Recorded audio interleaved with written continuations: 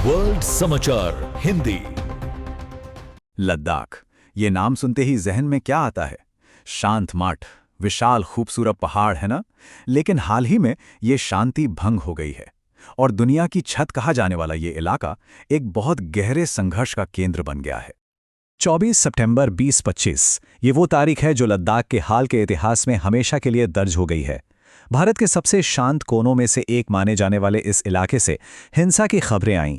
एक ऐसा आंदोलन जो अपनी शांतिपूर्ण प्रकृति के लिए जाना जाता था, वो अचानक से उग्र हो गया।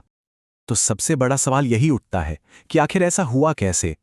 सालों से जो आंदोलन शांति से चल रहा था, वो अचानक हिंसा की आग में कैसे बदल गया? इसका जवाब सतह के नीचे दबे सालों के अधूरे वादों और बढ़ती हुई निराशा में छिपा है। तो चलिए सबसे पहले उस दिन पर चलते हैं जब लेह की शांति भंग हुई थी। उस दिन असल में हुआ क्या था? तो हुआ ये कि 24 सितंबर को प्रदर्शनकारी लेह की सड़कों पर उतरे, लेकिन देखते ही देखते हालात बिगड़ने लगे। एक सरकारी दफ्तर और एक गाड़ी को आग के हवाले कर दिया गया।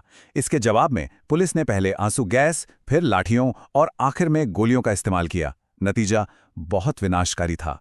कम से कम 4 लोगों की मौत हो गई, दर्जनों घायल हुए और पूरे शहर में कर्फ्यू लगा दिया गया। लेकिन ये समझना बहुत जरूरी है कि ये सब कुछ अचानक नहीं हुआ। इस हिंसा की जड़ें कई साल पुरानी है और इसे समझने के लिए हमें लद्दाख के हाल के सियासी इतिहास में झांकना होगा। 2019 में लद्दाख को एक केंद्र शासित प्रदेश यानी यूनियन टेरिटरी तो बनाया गया, लेकिन एक बहुत बड़े ट्विस्ट के साथ, बिना विधानसभा के। अब इसका मतलब क्या है? इसका सीधा मतलब यह है कि अपने भविष्य पर फैसले लेने की ताकत वहां के चुने हुए नेताओं के हाथ में नहीं, बल्कि दिल्ली में बैठी केंद्र सरकार के हाथ में है। और यही बेबसी की भावना इस पूरे विरोध की जड़ में है। 2019 से ही लद्दाख के लोग अपनी बात शांति से रख रहे थे, लेकिन जब सालों तक उनकी बात नहीं सुनी गई तो जाहिर है निराशा बढ़ने लगी। 10 सितंबर 2025 को उन्होंने एक भूख हड़ताल शुरू की और 13 दिन बाद जब 2 प्रदर्शनकारी बेहोश होकर गिर पड़े तो वो एक टिपिंग पॉइंट बन गया। सालों का दबा हुआ गुस्सा अब सतह पर आ चुका था। अब इस पूरे आंदोलन के बीच एक चेहरा है, एक नाम है जिसे सिर्फ भारत ही नहीं बल्कि पूरी दुनिया जानती है। एक ऐसा नाम जो इनोवेशन और पर्यावरण की रक्षा का दूसरा नाम बन चुका है। जी हां, सोनम वांगचुक, एक इंजीनियर, शिक्षाविद और क्लाइमेट एक्टिविस्ट। ये वही सोनम वांगचुक हैं जिनसे मशहूर फिल्म 3 इडियट्स का किरदार फुनसुक वांगडू प्रेरित था।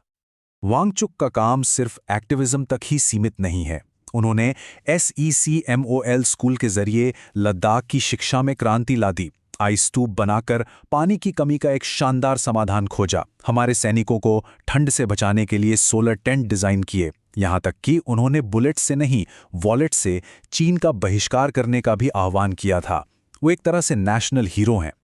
और फिर हिंसा के सिर्फ 2 दिन बाद सरकार ने वांगचुक के खिलाफ बहुत तेजी से और बहुत सख्त एक्शन लिया। उन्हें नेशनल सिक्योरिटी एक्ट यानी NSA के तहत गिरफ्तार किया गया और हजारों किलोमीटर दूर जोधपुर जेल भेज दिया गया। इतना ही नहीं, उनके NGO का विदेशी फंडिंग लाइसेंस भी रद्द हुआ और CBI जांच भी शुरू कर दी गई।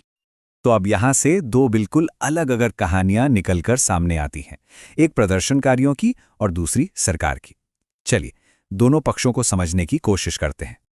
प्रदर्शनकारियों के नजरिए से देखें तो ये टूटे हुए वादों और अनसुनी अपीलों की कहानी है। उनका कहना है कि सरकार ने उनकी पहचान, जमीन और नौकरियों की रक्षा का वादा तोड़ा है। वहीं सरकार का कहना है कि एक्टिविस्ट ने भड़काऊ भाषण देकर हिंसा भड़काई और हो सकता है कि इस विरोध के पीछे कोई विदेशी साजिश हो। तो आखिर प्रदर्शनकारियों की मांगें क्या हैं? 4 मुख्य बातें हैं। लद्दाख के लिए पूर्ण राज्य का दर्जा, स्थानीय युवाओं के लिए नौकरियों में आरक्षण, लेह और कारगिल के लिए अलग अलग सांसद और सबसे जरूरी संविधान की 6ठी अनुसूची यानी 6th शेड्यूल में शामिल होना। ये अनुसूची आदिवासी इलाकों की जमीन, संस्कृति और स्वायत्तता की रक्षा के लिए बनाई गई है और यही लद्दाख के लोगों की सबसे बड़ी चिंता है। और नौकरियों की मांग इतनी जरूरी क्यों है, ये चार्ट देखिए। ये आंकड़े आपको चौंका देंगे। लद्दाख में पढ़े लिखे नौजवानों में बेरोजगारी की दर 26.5% है, जो कि राष्ट्रीय औसत 13.4% से लगभग दोगुनी है। यह आंकड़ा इस आंदोलन के पीछे की आर्थिक हताशा को साफ दिखाता है। इस झड़प के बाद सोनम वांगचुक ने हिंसा की निंदा तो की, लेकिन साथ में ये भी कहा, जब शांतिपूर्ण प्रतिरोध और मार्च को नजरअंदाज किया जाता है तो ऐसी ही स्थितियां पैदा होती हैं। तो अब हम कहाँ खड़े हैं? एक नेशनल हीरो जेल में है, एक समुदाय गम में है और एक पूरा इलाका अधर में लटका हुआ है। लद्दाख के लिए आगे का रास्ता क्या है और ये संघर्ष पूरे भारत के लिए क्या मायने रखता है? इस पूरी हिंसा की एक बहुत बड़ी मानवीय कीमत भी है। मारे गए 4 लोगों में एक नाम था सेवांग थारचिन का, जो कारगिल युद्ध के एक सम्मानित सैनिक थे। उनके पिता, जो खुद भी एक फौजी रह चुके हैं, उनका दर्द इन शब्दों में झलकता है। उन्होंने कहा, पाकिस्तानी उसे नहीं मार सके, उसे उसी देश की ताकतों ने मार डाला जिसकी उसने रक्षा की थी। बातचीत का रास्ता बंद है, भरोसा टूट चुका है। ऐसे में भारत के सबसे ऊंचे और सबसे अहम हिस्से में अमन का रास्ता क्या है? ये एक ऐसा सवाल है जिसका जवाब अभी तक किसी के पास नहीं है। धन्यवाद देखने के लिए और अधिक अपडेट्स के लिए हमारे चैनल को सब्सक्राइब करें।